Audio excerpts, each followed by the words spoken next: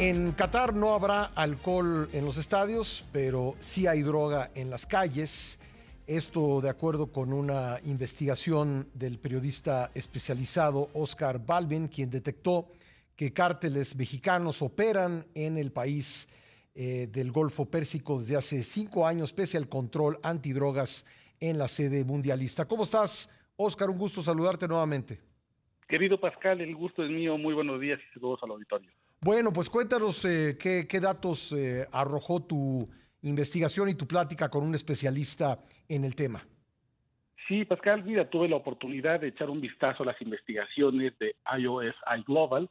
Esta es una consultora internacional que preside Johan Obdola, uno de los mayores expertos en narcoterrorismo del Golfo Pérsico, un tipo que además es asesor en materia de narcoterrorismo en Arabia Saudita y en el gobierno de Emiratos Árabes Unidos. Es un tipo con todo el conocimiento del mundo.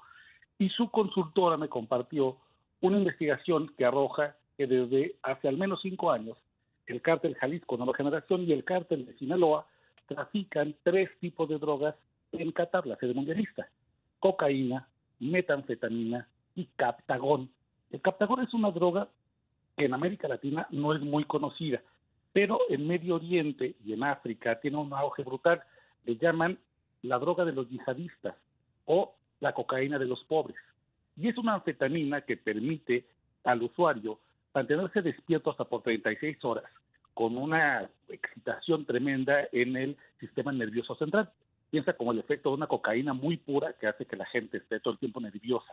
Y esto, digamos, perdóname, y esto sirve principalmente para que la gente pueda realizar las jornadas de trabajo sin dormirse. Ujú. Esto fue un gran, digamos, un gran negocio para los cárteles mexicanos cuando se anuncia que en las ciudades cataríes había que construir estadios y tenían que traer a migrantes, obreros de distintos países para ayudar a la construcción de esos estadios. En jornadas que, como ya sabemos, larguísimas, violaciones de derechos humanos brutales, condiciones cercanas a la esclavitud, ahí fue donde el Captagón, traficado por cárteles mexicanos, hizo la diferencia para que pudieran estar a tiempo los estadios en Qatar. Ese es el panorama, digamos, del negocio que hicieron los cárteles mexicanos en la sede mundialista. Ahora, tú revelas también a partir de tu conversación con este experto, pues con qué organización u organizaciones se aliaron los cárteles mexicanos para hacer llegar la droga hasta allá.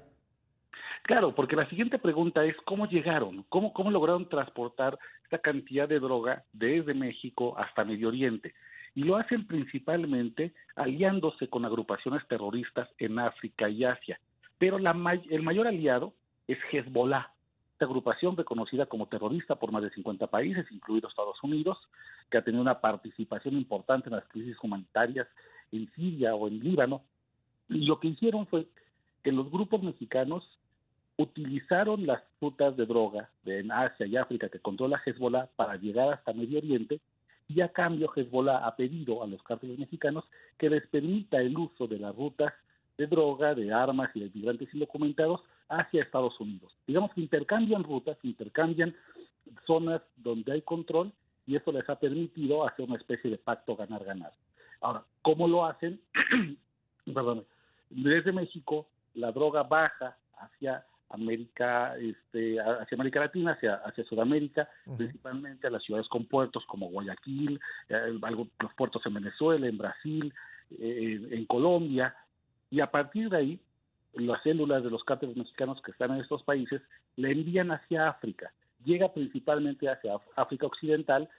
La mayoría de esta droga llega a Cabo Verde, a Burkina Faso, donde desde hace al menos 10 años los propios presidentes de estas naciones africanas han alertado la presencia de cárteles mexicanos. Y ya que está en África, hay 2 rutas. Una que es la droga baja hacia el resto del continente africano, y otra, digamos, sube y llega hasta Europa, pero también ya al Golfo Pérsico. Este movimiento, te digo, ha estado desde al menos hace 5 años y ha permitido un crecimiento brutal de los negocios y de las ganancias para los cárteles mexicanos. Ahora, esta droga se utilizó primordialmente para los migrantes que construyeron las instalaciones deportivas, los estadios, o todavía está hoy en día, hoy durante la realización del Mundial presente Qatar. Se usó decididamente durante la construcción de los estadios, los hoteles, pero también está actualmente el tráfico de captagón, de metanfetaminas y de cocaína. Y déjame decirte, porque además la entrada que hacen los grupos, los cárteles mexicanos, es una entrada paulatina.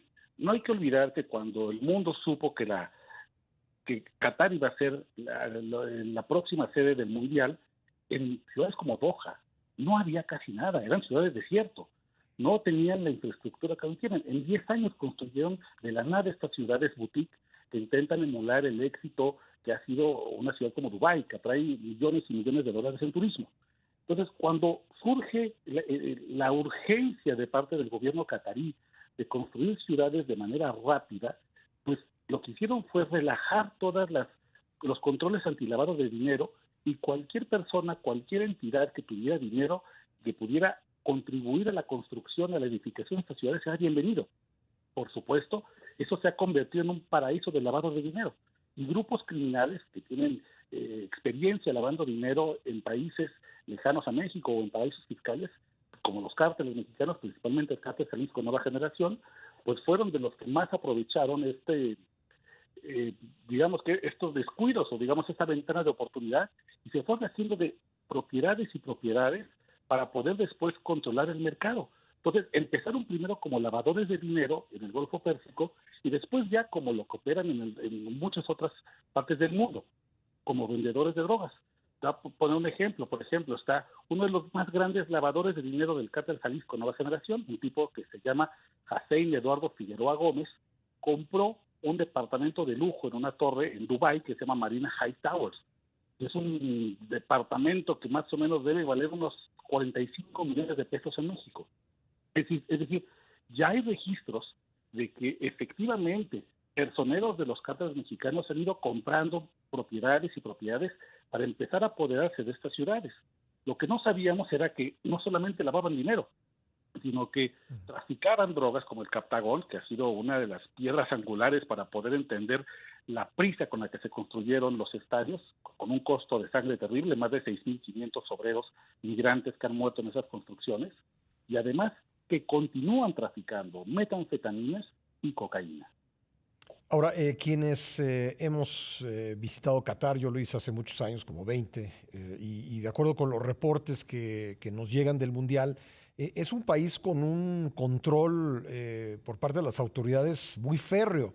Necesariamente la autoridad tendría que haber estado enterada de estas operaciones, ¿no? Yo creo que sí, por supuesto. Yo no descarto que estas naciones con un sistema de procuración de justicia y de vigilancia muy duro hayan tenido, por supuesto, señales de alerta para identificar a los cárteles mexicanos. Ujú. El problema, y esto me lo comentaba Johan Abdullah, es que había que tolerar cierto nivel de dinero sucio para que se pudieran construir estas ciudades en el tiempo récord que la FIFA ordenaba una vez que se dio a conocer que Qatar iba a ser la sede mundialista. Y esa tolerancia que se le dio al dinero sucio, pues empezó a permitir que llegaran los cárteles mexicanos, y que dentro de los niveles de corrupción que existen en países en el Golfo Pérsico, que son evidentemente distintos al de México, pudieron entrar también al tema de la venta de drogas. Incluso, querido Pascal, hasta hace 5 años, el informe anual de drogas de la ONU no identificaba a Qatar como un lugar de decomiso de cocaína.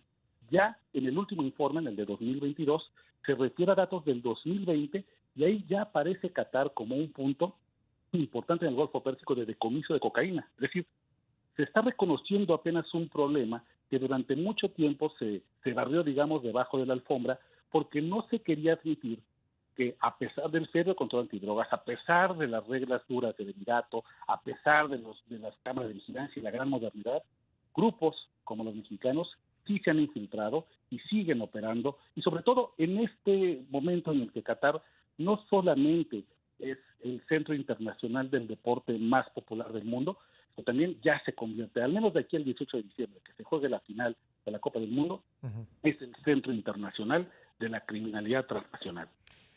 Oye, estos hechos de los que hemos estado hablando, ¿ya terminaron, digamos, estas operaciones de cárteles mexicanos vía el Hezbollah o todavía continúa? Es información, digamos, que está en curso, que es vigente o es información, digamos, de hace 5 años? No, esa es información vigente. Ujú. Fueron identificados en 2017, pero continúan actuando en la zona. Aún operan en Qatar, como operan en Arabia Saudita, imagínate, en Emiratos Árabes, en Omán. Tienen una presencia importante actualmente. Este grupo IOSI Global incluso está haciendo análisis con el gobierno de Emiratos Árabes Unidos y también con el gobierno de Qatar para hacer una estrategia para sacarlos, porque siguen en este momento y además siguen con mucha atención el Mundial, porque pues la cantidad de visitantes, por supuesto, representa para los cárteles una oportunidad y seguramente se están moviendo en estos momentos.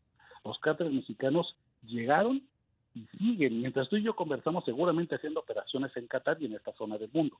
El problema ahora es cómo los sacan, porque de acuerdo con lo que me comentaba Johan Abdullah, los gobiernos en esa región tienen experiencia combatiendo el tráfico de drogas desde Pakistán y desde Afganistán, Ujú. pero no tenían en cuenta la violencia que ejercen grupos mexicanos. Y yo le preguntaba a Johan Abdullah si de verdad los pakistaníes o los afganos eran mucho menos violentos que los mexicanos. Y yo decía, a ver, ISIS es un reto, Al Qaeda es un reto en esa Ujú. zona, pero el cártel Jalisco Nueva Generación, ese es un reto mayúsculo.